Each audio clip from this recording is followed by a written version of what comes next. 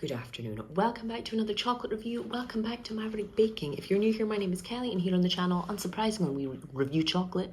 We also share easy recipe videos, vlogs, and other foodie content. So do feel free to ever so gently tap that subscribe button. Today, folks, we are talking about Ferrero Rocher, a passion of mine, a passion of many here in Europe. And I'm not just talking about the classic ones that we see at Christmas, those little golden spheres of pure temptation, or Raffaello, which to me are even more tempting. We're talking about a new Ferrero Rocher bar. You may have tried the ones they've already released, the milk white and dark chocolate, and also the Raffaello versions of the kind of filled, creamy, crunchy chocolate bars. But today we're going to be trying a brand new one that I feasted my eyes upon last week that has almond. Quick disclaimer, I'm terrified.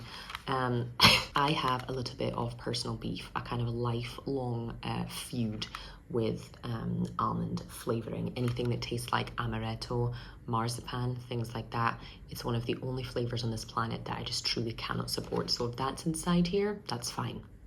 Don't trust my opinion. If it's not, even better. We can expect a hazelnut and almond filling with pieces of hazelnuts in there. From that, I'm expecting that there is going to be some of that kind of almond flavour in there, the same that you get in like a Bakewell tart, or like a Battenberg, you know. But I was too curious not to try it to see if that flavour goes well with the classic, untouchable Ferrero Rocher recipe. So let's get into it. I'm going to open this in the most barbaric way possible, but we find inside the most beautiful, in fact, don't look, just listen. The most beautiful gold foil packaging, which is not only sexy because it's Ferrero Rocher, but if you guys have watched any of my videos before, you'll know that I give extra points just for gold foil because it gives off those Willy Wonka vibes that just never get old, really. You open it up and there is immediately a very sexy chocolate bar mold, which makes me very happy because so many brands use such cheap, basic molds that just don't differentiate themselves from anything. This, you can see that it's got kind of the pattern of the original Ferrero Rocher sphere. It's got the branding on there. You can see, if not from the back, but from the front, there's going to be little pieces of hazelnut in there. Can't say I smell almond immediately.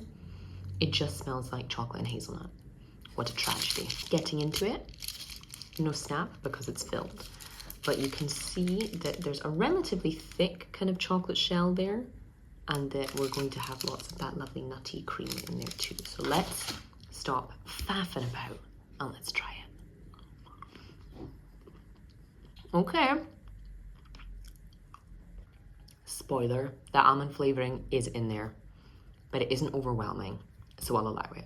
Everything you expect and that we've come to love from the Ferrero Rocher bars, being a decent laid of milk chocolate, a generous amount of filling in there. It's got just that right balance of creamy, smooth, melty, crunchy, crispy, just as a Ferrero Rocher does. And it's the very thing that keeps you coming back for more, like a class A drug. This does, however, offer something a little bit unique. To me, it actually tastes a bit more savoury. Almonds do have a pretty savoury flavour, especially when used with chocolate.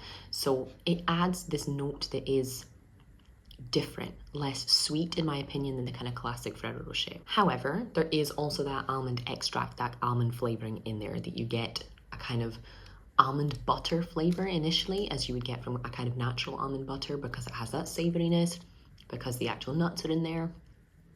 But then you also get that sweet little touch of like amaretto liqueur, amaretti biscuits, marzipan, that kind of flavour, but not too strong, thankfully. It doesn't linger, it doesn't taste super fake, and because the chocolate and the nuts are in there, it's actually a really nice balance. For me personally, it doesn't hold a candle to the original or to the Raffaello, but whew, very little does. But if you like chocolate and almond, if you like chocolate and hazelnut, if you love that kind of amaretto flavour, especially this season, I feel like Christmas time is a time when we have a lot of almond-infused, almond-flavoured things, that's a seriously good snack.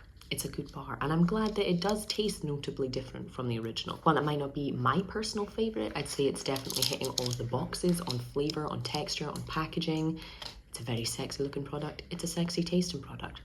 I'll give that a solid 4 out of 5. If you guys have tasted this one, or if you're interested in doing so, let me know your thoughts in the comments. Are you an almond lover? Are you someone like me who's a little bit tentative but can be tempted when, I was going to say necessary, when appropriate? But I'm afraid that is all I have time for today, guys. Thank you so much for watching, and I will see you for the next one.